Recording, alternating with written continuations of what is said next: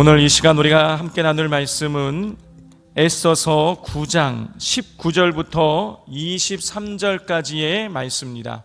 에스더 2장 19절부터 23절, 구약성경 752페이지입니다. 에스더 2장 19절 말씀 봉독해 드리도록 하겠습니다. 처녀들을 다시 모을 때에는 모르드게가 대궐 문에 앉았더라.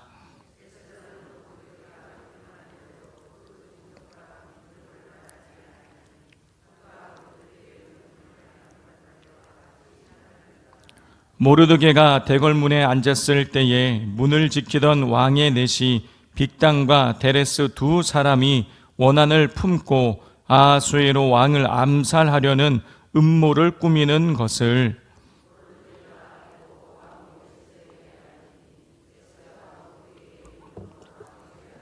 함께 읽겠습니다. 조사하여 실증을 얻었으므로 두 사람을 나무에 달고 그 일을 왕 앞에서 궁중일기에 기록하니라. 아멘. 오늘도 우리 주님의 은혜의 자리에 나오신 우리 성도님들께 하나님께서 놀라운 은혜를 베풀어 주실 줄 믿습니다. 우리 옆에 분 새벽이니까 얼굴은 보지 마시고 이렇게 인사하겠습니다. 잘 오셨습니다. 은혜 받읍시다. 할렐루야. 어제 우리는 에스더가 왕으로 선출되는 장면을 살펴보았죠. 에스더가 모르드게에게, 다시 말해서 하나님에게 순종하자 하나님께서는 에스더에게 은혜를 베풀어 주셨어요. 성도 여러분, 에스더서를 우리가 쭉 읽어보면 이 에스더서에는, 성경에는 하나님께서 에스더에게 은혜를 베푸셨다라는 이 문장이 한 번도 나오지 않습니다. 그렇지만 에스더에게 일어난 일들을 우리가 가만히 살펴보면 하나님께서 에스더에게 은혜를 베푸셨다라는 것을 고백하지 않을 수가 없는 것이죠. 후궁을 관리 감독하는 이 헤게라는 사람은 에스더를 좋게 보았다고 성경에 기록하고 있어요. 좋게 보고 그에게 화장품도 주고 궁녀도 7궁녀나 주고 잠자리도 좋은 잠자리로 안내해 주었어요. 그것뿐만이 아니라 15절 말씀을 보면 에스더는 모든 사람들에게 사랑을 받았습니다. 그것뿐만이 아니라 17절 말씀을 보면 에스더는 아하수에로 왕에게 다른 궁녀들보다 더 많은 은총을 입게 되었어요. 그리고 결국 왕으로 뽑히게 되는 것이죠. 성경은 왜 에스더가 헤게에게 헤게가 에스더를 더 좋게 보았는지, 다른 사람들이 왜 에스더를 더 사랑했는지, 왜 왕이 이 에스더에게 더 많은 은총을 베풀고 이 궁녀로 왕으로 뽑았는지 이유를 기록하지 않아요. 에스더는 이렇게 에스더가 사랑받고 은총을 입은 이유를 기록하지 않음을 통해서 이 모든 일들이 일어난 것이 다 하나님의 은혜임을 간접적으로 드러내고 있는 것입니다. 성도 여러분, 하나님은 당신의 백성에게 은혜를 베풀어 주시는 분이십니다. 그러므로 믿음의 눈으로 우리의 삶을 들여다보면 우리에게 일어난 그 모든 일들이 하나님의 은혜 가운데 이루어진 것을 발견하고 감사하게 되는 것이죠. 최근에 저희 가족끼리 이 카톡방이 있는데 매일매일 4가지 영역에 대한 감사를 우리 카톡에 올리고 그리고 나누고 있습니다. 이 4가지 영역에 대한 감사는 미국의 존스 홉킨스 대학의 이 소아정신과 의사인 이 지나 영이라는 이 크리스찬 의사가 소개하고 있는 건데요. 그 4가지 영역의 감사는 뭐냐면, 첫 번째는 나에 대한 감사, 두 번째는 다른 사람에 대한 감사, 세 번째는 물질, 즉 내가 가지고 있거나 가지고 된 것에 대한 감사, 그리고 4번째는 경험에 대한 감사입니다. 자, 그 의사는요, 이 4가지 영역에 대한 감사를 하게 될 때에 자존감이 올라가고, 그리고 세로토닌과 도파민 호르몬이 분비되어서 삶의 동기가 부여되고, 그리고 성취도가 높아져서 행복해진다라고 그렇게 강의를 하는 것을 보았습니다. 그래서 저희 가족도 매일 이 4가지 영역에 감사를 하자고 하면서 제가 첫날 제가 올린 이 4가지 영역에 감사는 뭐냐면, 나에 대한 감사에서는 뭐였냐면 제가 저희 집에 있는 여자의 남편이 되고 저희 집에 있는 두 딸의 아빠가 된 거에 대해서 제가 감사했습니다. 두 번째는 이 다른 사람에 대한 감사에서는 제가 우리 산돌교회 안에서 우리 좋은 장로님들, 또 좋은 교육자들, 또 여러 우리 권사님, 집사님들과 같이 이 교회에서 사역을 할 수 있게 된 것에 대해서 감사했습니다. 그리고 세 번째, 내가 갖고 있게 된 것에 대한 감사는 제가 이 산돌교회의 위임 목사가 된 것에 대해서 감사했고, 네 번째 경험에 대한 감사에서는 이 산돌 비전센터, 하나님의 성전을 지을 수 있는 경험을 한 것에 대해서 감사하게 되었습니다. 매일매일 이 네 가지 영역에 대한 감사를 나누게 되면서 저에게 작은 변화가 일어나고 있는데, 그건 뭐냐면 제 삶에 일어나는 이 모든 일들이 그냥 우연이 아니라 다 하나하나가 하나님께서 베풀어 주시는 은혜임을 제가 고백하고 감사하게 되었다는 것이죠. 감사를 하면 할수록 제게 일어난 이 모든 일들이 다 하나님의 은혜라는 것이 점점 선명하게 보여지게 되었다는 것입니다. 성도 여러분, 이 하나님께서는 무대 뒤에 있는 감독이 무대 위에 있는 이 배우들을 위해서 이 조명과 소품과 이 음향과 이 의상, 이 모든 것은 아낌없이 지원하는 이 무대 뒤의 감독처럼 우리 하나님께서는 이 세상이라는 이 무대를 살아가는 우리 믿는 자들에게 도움을 주시는 분이신 줄 믿습니다. 그렇게 하나님을 가까이 하면, 하나님께 순종하게 되면 하나님의 은혜를, 우리를 도우시는 하나님의 은혜를 우리가 경험하게 되고 그 은혜를 누리면서 감사하게 되는 것이죠. 그러나 하나님을 멀리하게 되면 그 나에게 베풀어 주신 하나님의 은혜가 있음에도 불구하고 은혜를 발견하지 못하고 은혜를 누리지 못하고 그리고 원망과 불평이 가득하게 될 수밖에 없는 것입니다. 자, 이걸 우리 사울을 통해서 알 수 있는 거예요. 여러분, 사울은요, 이스라엘에 수십여 명의 그 왕이 있지만 여러분, 사울만이 가질 수 있는 독특한 영광이 있어요. 그건 뭐냐? 이스라엘의 최초의 왕이라는 거예요. 이거는요, 위대한 다윗도, 지혜왕 솔로몬도 그 타이틀을 가질 수가 없어요. 이스라엘의 최초의 왕이라는 것, 여러분, 이건 엄청난 일인 것입니다. 자, 그리고 또 한 가지, 이 사울에게만 하나님께서 부어주신 정말 특별한 은혜가 있는데, 그건 뭐냐면 이 사울을 통해서 하나님께서 아말렉 족속을 심판하셨다는 거예요. 자, 우리 성도 여러분, 이 이스라엘 백성이 출애굽을 할 때에 이 아말렉 족속이 와서 이스라엘을 괴롭혔습니다. 후면을 쳐서 뒷면을 공격해서 부녀자들과 연약한 아이들에게, 노인들에게 피해를 입혔어요. 그래서 하나님께서는 그들을 심판하시겠다고 하나님 말씀하시죠. 자, 그런데 그 심판을 언제 이루느냐? 사울을 통해서 이루는 거예요. 자, 그런데요, 우리가 출애굽 연대를 정확하게 추정을 할 수가 없지만은요, 이 출애굽 연대를 우리가 조사를 해보면 대략 2440년경쯤이 돼요.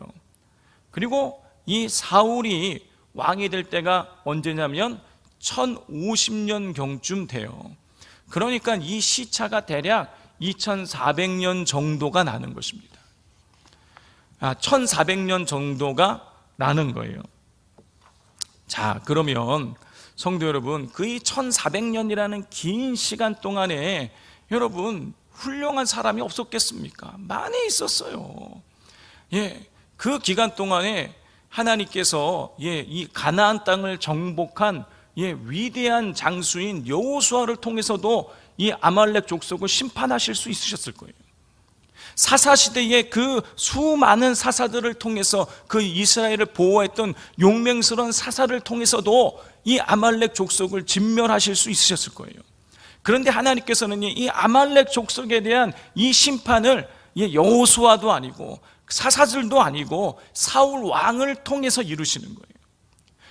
이것은요, 하나님께서 이 사울을 통해서 이 사울 왕에게 특별한 은혜를 베푸셨음을 보여주고 있는 것입니다. 자, 그러면 하나님께서 이 사울에게 특별한 은혜를 베푸셔서 이스라엘의 최초의 왕이 되게 하시고 이 사울을 통해서 아말렉을 심판하시는 놀라운 은혜를 베푸셨는데, 그러면 사울의 인생이 행복했느냐? 행복했습니까? 행복하지 않았죠. 여러분, 사울에게 은혜가 베풀어지지 않아서 그가 행복하지 않았던 것이 아니라, 은혜를 베풀긴 베풀었는데 은혜를 발견하지 못해서, 은혜를 누리지 못해서 그의 인생이 불행했던 것입니다. 그의 인생은요, 우리가 알고 있듯이 다윗의 뒷공문이 쫓아다니다가 다윗을 평생 질투하다가 길보아산 전투에서 아들과 함께 요나단과 함께 비참한 최후를 맞이하는 것으로 끝나게 되는 것이, 은혜가 베풀어졌지만, 특별한 은혜가 베풀어졌지만 그가 하나님을 멀리하였기에 은혜를 누리지 못하고 그의 인생은 불행한 것으로 끝나버리고 말았다라는 것이죠. 그러나 다윗은 어떻습니까? 다윗은 사울왕에게 쫓기는 비참한 인생을 살았지만 그는 하나님을 가까이하고 은혜를 발견하였기에 그의 인생은 행복했어요. 내가 사망의 음침한 골짜기로 다닐지라도 해를 두려워하지 것은 주께서 나와 함께 하심이라. 어려운 상황 가운데 있지만 하나님을 가까이하고 하나님의 은혜를 발견하자 그 은혜 속에서 그는 감사하는 삶을 살아갈 수 있게 되어진 것이죠. 성도 여러분, 사울처럼 하나님을 멀리하게 되면 은혜가 베풀어져도 은혜를 발견하지 못하고 은혜를 누리지 못해서 비참한 인생을 살게 되는 것이지만, 다윗처럼 비참한 인생 가운데 있어도 하나님을 가까이 하게 되면 하나님의 은혜를 발견하게 되고 하나님의 은혜를 누리게 되고 그 인생이 행복해지게 되는 것입니다. 그렇기에 시편 73편 23절에서 아삽은 고백하는 것이죠. 하나님께 가까이함이 내게 복이라. 하나님을 가까이 하는 것이 왜 복인 것입니까? 하나님의 복의 근원 되시는 분이시기 때문인 것이죠. 하나님의 복의 근원 되시기 때문에 여러분, 우리가 하나님을 가까이 하면 우리에게 은혜가 베풀어지고 은혜를 발견하게 되어지는 것입니다. 그러므로 날마다 우리가 하나님을 가까이 해야 될 줄 믿습니다. 자, 이렇게 하나님을 가까이 하는 자들에게 하나님의 은혜가 부어지고 그 부어진 은혜를 발견하게 된다는 것을 오늘 우리가 읽은 이 에스더서 2장 19절 이하의 말씀을 통해서 확인할 수 있어요. 오늘 본문에 보면 모르드게라는 사람이 등장을 합니다. 자, 우리 19절 말씀을 같이 한번 읽어보겠습니다. 시작.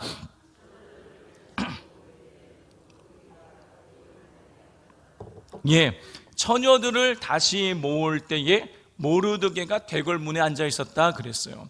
이 처녀들을 다시 모은다라는 것은 무슨 의미입니까? 왕을 섬길 후궁들을 다시 모집했다라는 거예요. 왕후는 이미 뽑혔어요. 에스더가 뽑혔는데 그 이후에도 이 아하수에로 왕이 후궁들을 더 뽑았다라는 것이죠. 그런데 이 후궁들을 뽑을 때에 모르드게가 어디에 있었다고요? 대궐문에 앉았더라 그랬어요.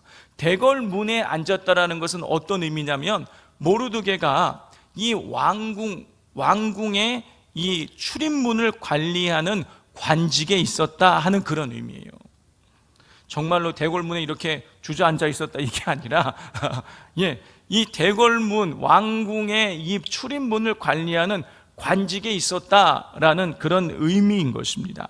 자, 그런데 모르드게가 이 대궐문을 관리하는 관직에 있을 때에 모르드게가 아주 충격적인 이야기를 하나 듣게 됩니다. 우리 21절 22절 말씀을 같이 한번 읽겠습니다. 시작. 모르드게가 대궐문에 앉았을 때에 문을 지키던 왕의 내시 빅단과 데레스 두 사람이 원한을 품고 아하수에로 왕을 암살하려는 음모를 꾸미는 것을 모르드게가 알고 왕후 에스더에게 알리니 에스더가 모르드게의 이름으로 왕궁에 아랜지라 그랬어요. 모르드게는 왕궁 입구를 지키다가 빅단과 데레스라는 두 사람이 아하수에로 왕에게 앙심을 품고 왕을 암살하려는 계획을 엿듣게 되었어요. 성도 여러분, 왕을 암살하려면 그런 작정과 계획을 세우면 어떻게 하겠습니까? 공개적인 장소에서 할 거예요? 아니면 자기들끼리 은밀하게 모여서 할까요? 은밀하게 모여서 하겠죠. 다른 것도 아니고 왕을 죽이려는 계획을 세우는데 이게 사전에 알려지면요 바로 죽는 건 아닙니까? 그러니 여러분, 그런 계획은요 아주 조심스럽게 은밀하게 그런 일들을 진행해 나가야 되는 거예요. 자, 그렇기 때문에 이런 정보를 공개적인 장소인 이 왕궁 입구에서 듣게 된다는 것은요, 이건 있을 수가 없는 일인 거예요. 자, 그런데 그런 일이 일어났어요. 그런 일이 모르드게에게 일어났습니다. 모르드게가 왕궁 입구를 지키다가 이 빅텐과 데레스라는 두 사람이 아하수에로 왕을 암살하려고 한다는 그 계획을 그가 듣게 된 거예요. 모르드게가 일부러 그거 가서 막 들으려고 한 것이 아니에요. 그의 귀에 들려졌어요. 여러분, 세상적으로 말하자면 우연히 들은 것처럼 그 귀에 그 계획이 들리게 되었어요. 그래서 어떻게 합니까? 모르드게가 에스더 왕후에게 지금 큰일 났다, 아하수에로 왕을 빅단과 데레스라는 두 사람이 죽이려고 한다, 이 계획을 알리는 것이죠. 그래서 에스더가 다시 그것을 아하수에로 왕에게 알려서 그 조사가 이루어지게 돼요. 두 사람에 대한 조사가 이루어지자 실제적인 그들이 왕을 죽이려고 한 증거가 발견되게 됩니다. 그래서 왕이 목숨을 구하게 되는 것이에요. 성도 여러분, 모르드게가 공개적인 장소의 왕궁 문을 지키다가 왕의 암살 계획을 듣게 되어 왕을 살리는 큰 공을 세우게 된 것은 세상적으로 보자면 우연이에요. 그러나 이것은 믿음의 관점에서 보자면 이것은 하나님의 은혜인 것이죠. 자, 이렇듯 하나님께서는요, 하나님을 가까이 하는 사람들에게 생각지도 못할 상황과 시점에서 큰 은혜를 베풀어 주세요. 자, 그런데 우리가 기억해야 될 것이 한 가지가 있습니다. 그것은 뭐냐면 하나님께서 은혜를 베풀어 주신 시점과 그 은혜의 유익을 누리는 시점 사이에 시차가 있을 수 있다는 거예요. 반드시 은혜를 베풀어 주시는 시점과 은혜를 내가 받아 은혜의 유익을 누리는 그 시점이 일치하는 게 아니에요. 이게 시간이 시차가 있을 수 있다라는 것이죠. 자, 그걸 23절을 보면 알 수 있어요. 우리 23절 말씀 함께 읽겠습니다. 조사하여 실증을 얻었으므로 두 사람을 나무에 달고 그 일을 왕 앞에서 궁중일기에 기록하니라. 성도 여러분, 모르드게는 하나님의 은혜로 왕을 암살하려는 음모를 발견하여 왕의 목숨을 구하는 공을 세웠어요. 그런데 이 중요한 공을 세웠는데 모르드게에게 아무런 보상이 이루어지지 않는 거예요. 그냥 모르드게라는 사람이 왕의 암살 계획을 알려서 빅텐과 데레스가 죽었다, 이 정도 내용만 궁중일기에 기록되는 것으로 끝나요. 우리 성도 여러분이 만약에 아하수에로 왕이라면 모르드게에게 상을 베풀지 않으시겠습니까? 아니, 내 목숨을 구해줬는데 모르드게에게 상 안 베푸시겠어요? 저라면은요 온갖 상을 다 베풀었을 것 같아요. 그런데 어찌된 일인지 모르드게가 왕의 생명을 구해줬는데 아무런 상이 베풀어지지 않는 거예요. 여러분, 이거는요 중간에 관리가 모르드게에게 상을 베풀어야 된다는 것을 제대로 왕에게 알리지도 않았고, 그래서 이 모르드게에게 상이 베풀어지지 않은 것이죠. 그러니까 중간에 누군가, 관료들 중에 누군가가 실수를 한 게 틀림이 없는 거예요. 그러다가 한참 시간이 지나서야 모르드게에게 상이 베풀어지게 됩니다. 그런데 한참 시간이 지나서 모르드게에게 상이 베풀어지게 되는데, 여러분, 그때 그 시점에 상이 베풀어짐으로 말미암아 모르드게가 유대 민족을 구원하는 엄청난 일을 하게 되는 거예요. 만약 그때 그 시점에 왕의 생명을 구하자마자 모르드게에게 이것이 상이 베풀어졌다면 모르드게가 유대 민족을 구원할 수가 없는 거예요. 시간이 지나고 나서 상이 베풀어짐으로 말미암아 모르드게가 유대 민족을 구원할 수 있게 되는 것이죠. 성도 여러분, 우리가 하나님을 가까이 하면 반드시 하나님께서는 우리에게 은혜를 베풀어 주십니다. 그런데 하나님께서 우리에게 은혜를 베풀어 주신 그 시점과 은혜의 유익을 누리는 그 시점이 다를 수 있다는 거예요. 하나님께서 우리에게 상을 베푸시는, 실제적인 상을 베푸시는 것이 뒤늦게 이루어질 수 있다는 것이죠. 그러므로 내가 하나님 앞에 순종했는데, 내가 하나님을 가까이 했는데 나에게 아무런 내가 느끼기에 은혜가 베풀어지지 않고 은혜의 유익이 베풀어지지 않는 것에 대해서 여러분 그래서 믿음이 흔들리거나 근심하지 마시기를 바랍니다. 오히려 뒤늦게 오는 그 은혜가 우리에게 더 큰 은혜의 유익이 될 수 있는 것이죠. 여러분, 이것은 우리가 요셉을 통해서 확인할 수 있는 거예요. 요셉은 어려서 꿈을 꿨습니다. 어떤 꿈을 꿨습니까? 그 비유적인 것이었죠. 자기의 형제들과 부모, 형제들이 자기에게 절하는 꿈을 꿨어요. 여러분, 이건 뭘 말하는 것입니까? 요셉에게 하나님께서 은혜를 베푸셨다는 거예요. 어려서부터 요셉을 들어 사용하시겠다는 은혜를 베푸신 거예요. 그런데 그 은혜를 언제 누리게 되는 것입니까? 나중에 한참 시간이 지나서야 누리게 되는 거예요. 요셉은요, 성경의 학자들을 보면은요, 요셉이 대략 17살에 애굽의 노예로 끌려간 것으로 되어 있어요. 자, 그럼 17살에 애굽의 노예로 끌려간 그 시점부터만 그냥 우리가 계산을 한다고 할지라도 여러분, 몇 년의 시간이 지나서 요셉이 그 은혜를 누리게 되는 것입니다. 은혜의 유익을 누리게 되는 거예요. 30살에 누리게 돼요. 30살에 애굽의 총리가 됐다고 성경이 기록하고 있어요.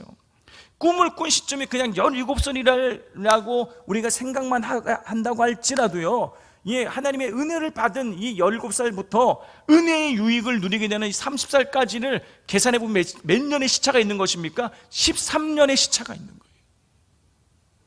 그런데 이 13년 후에 요셉이 하나님이 내리시는 은혜의 유익을 누리게 되는데, 여러분, 자기가 처음 꿈꿨던 것보다 더 큰 은혜를 누리게 되는 거예요.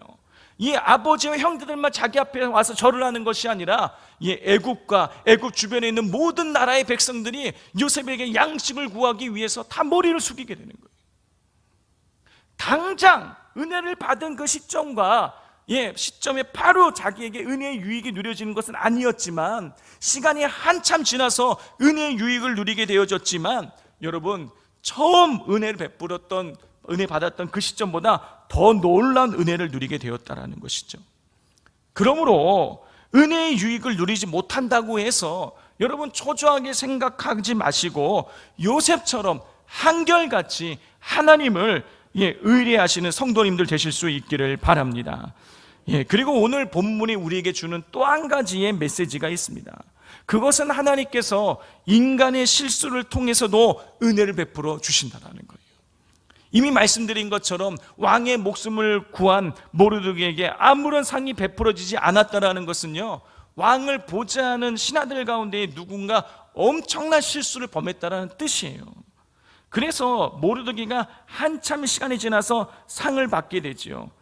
실수가 아니었다면 모르드게는요, 당장에 상을 받고 한 단계나 두 단계 신분의 이 관직의 상승이 이루어졌을 거예요.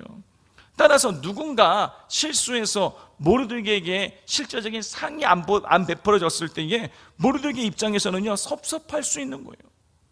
아니, 내가 이렇게 왕의 생명을 구했는데 나에게 아무런 상이 주어지지 않아, 하다못해 한 계급 특진도 이루어지지 않아, 섭섭할 수 있었을 거예요. 그런데요, 하나님께서는요, 이 누군가의 실수를 선용하셨어요. 실수로 인해서 뒤늦게 보상이 베풀어지게 하셔서 유다 민족을 구원하게 하신 것이죠. 성도 여러분, 우리 하나님은 인간의 실수까지도 선용하셔서 당신의 백성에게 은혜를 베풀어 주시는 분이십니다. 그러므로 우리가 염려할 필요 없어요. 여러분, 설사 우리가 조금 부족하고 우리가 조금 실수한다고 할지라도 우리가 정말 하나님을 끝까지 의뢰하면 하나님께서 그 실수를 사용하셔서 우리에게 놀라운 일을 행하실 줄 믿습니다. 설사 내 주변에 누군가 실수해도요, 하나님은 그 실수에 얽매이시는 분이 아니세요.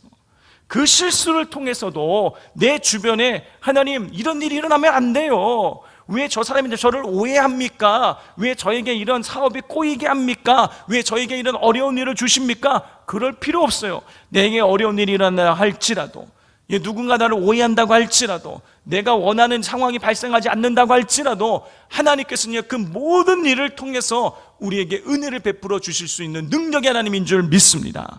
그러므로 염려하지 마시고 두려워하지 마시고 전심으로 하나님 한 분만을 의리하시는 우리 성도님들 되시기를 주님의 이름으로 축복을 드립니다.